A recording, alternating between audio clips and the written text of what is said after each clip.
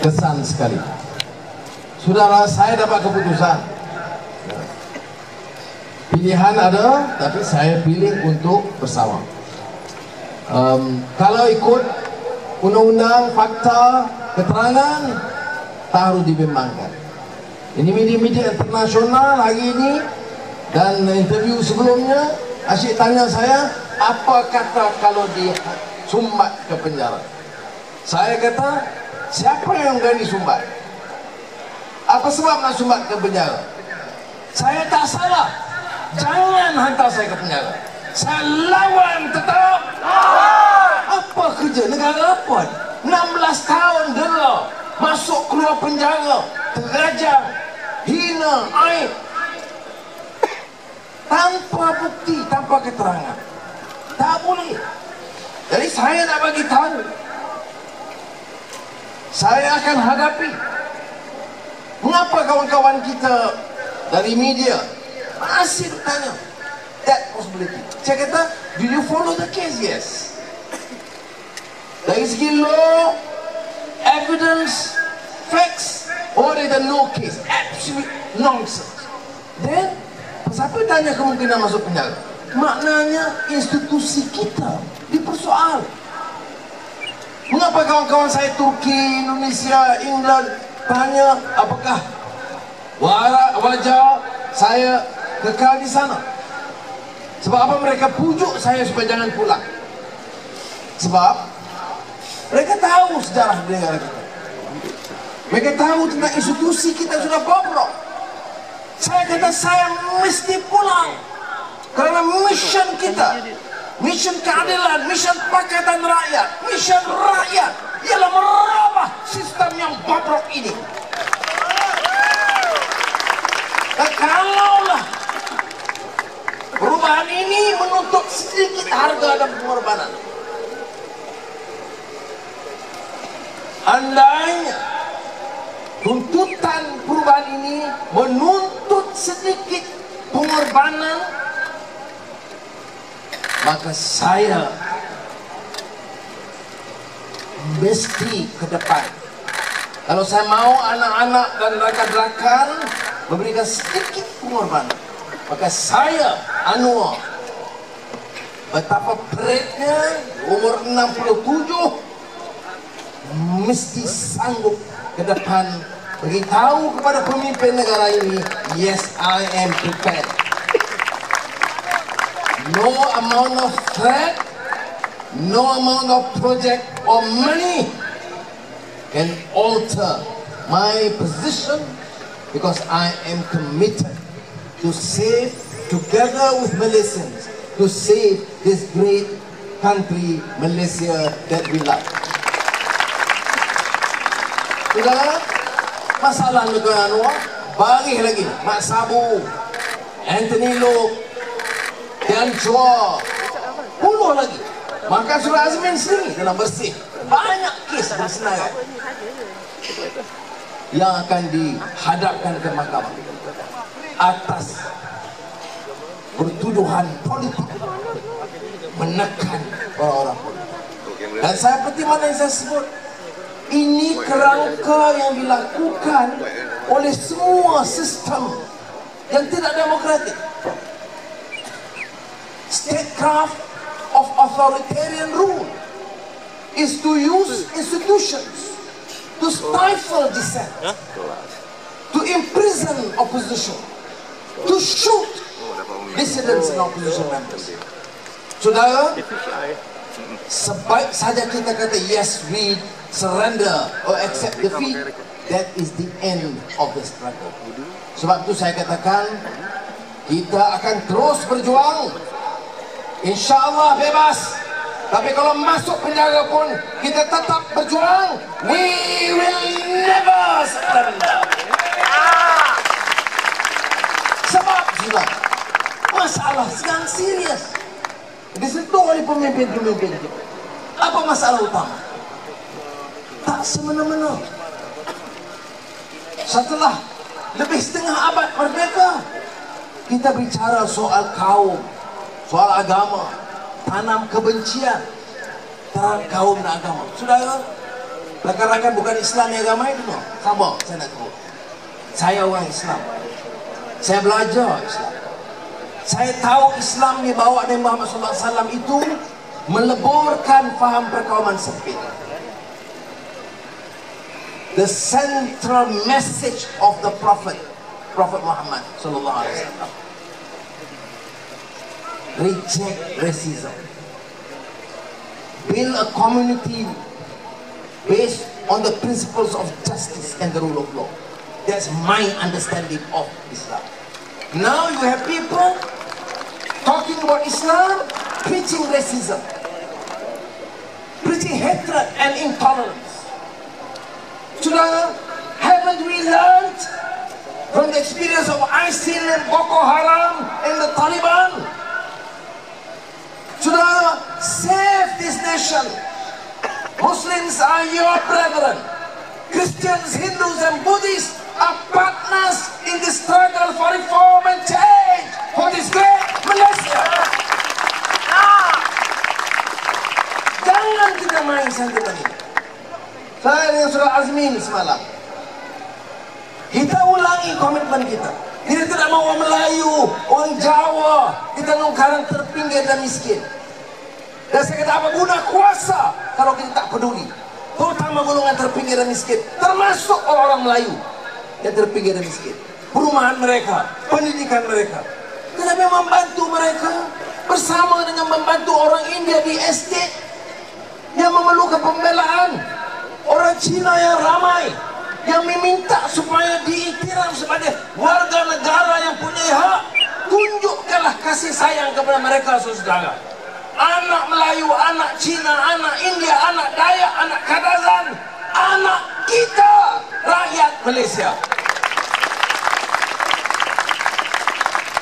Kalau ini mesej tak dapat dipaham, tidak layak jadi pemimpin. Mesej Islam itu harus rahmatan lil alamin. Peace, justice, compassion kepada semua. Jadi saya nak bagi tahu saudara, I make no apologies. They can call me a Chinese agent, an Indian agent, a DAP agent. I couldn't care a damn, because I am committed to work together to save this great country, Malaysia. Yang penting saudara, kita kena kerja untuk rakyat. Angkat martabat Islam dengan perhebatkan dakwah, dengan imarahkan masjid, dengan perkukuh institusi zakat, dengan membela institusi pendidikan yang bernilai dan bermutu tinggi, bukan dengan tanam kebencian. Jadi saya nak sebut di sini, ini agenda. Saya syukur, alhamdulillah, karena ada sedikit pergeseran di kalangan pimpinan Pakatan Rakyat. Ini yang menyebabkan Saudara Lim Kim Siang tadi menyebut perlu kita bagi galakan kepada barisan kedua pimpinan, karena kadang-kadang pimpinan tua ni dia lebih kadang-kadang terheret dengan isu-isu lama dan lapuk. Dari sudut itu saya sokong Saudara Kim Siang. Penting kita bagi laluan kepada anak-anak muda, pimpinan dalam Pakatan Rakyat, kerana mereka ini lebih pandang ke depan, lebih memberi harapan baik dari PAS, DAP, keadilan. Kita harus pastikan golongan baru dan muda ini melihat masa depan Malaysia dengan penuh yakin dan tidak terperangkap sampai katak bawah tempurung dengan pemikiran lapuk yang boleh melaga-lagakan kita di antara satu sama lain. Jadi saudara-saudara yang hormati sekalian, saya ingin menyebut di sini soal kaum, soal agama itu untuk mempersatu dan mengangkat. Yang kedua, ekonomi. Saudara, krisis disebut tadi, uang, hutang, minyak, banjir, kapal terbang 3 jatuh dalam 1 tahun. Semua ini ujian daripada Allah SWT, betul. Bila kita terima, people of faith encountered with such tribulations would say and acknowledge with all humility, Oh Allah, forgive us for our sins.